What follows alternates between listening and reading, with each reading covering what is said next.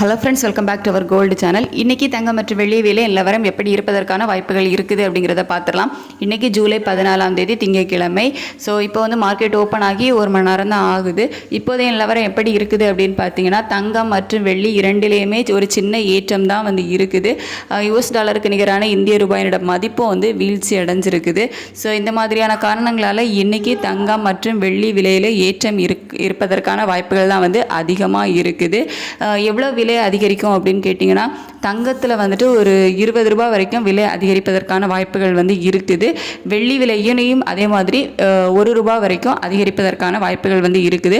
அப்படி அந்த விலை ஏற்றம் இல்லை அப்படின்னா, அதே தங்கம் ஏற்கனவே விற்பனை செய்யப்பட்டு வருகிறதுல ஒரு 22 கேரட் ஆபரண தங்கம் 9140 ரூபான்னு இருக்குல்ல, அதே 9140 இருப்பதற்கான வாய்ப்புகளும் இருக்குது.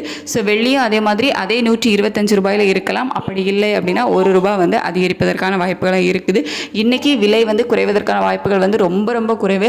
அப்படியே ஒருவேளை இன்னும் 1 மணி நேரம் டைம் இருக்குல்ல, அதில் ஏதாவது சேஞ்சஸ் நடந்து விலை குறைஞ்சாலும் ஒரு +or-20 இருக்கலாம். அதாவது ஒரு 20 ரூபா அதிகரிக்கலாம். அப்படி இல்லை அப்படின்னா ஒரு 20 ரூபா குறையலாம், அவ்வளோதான்.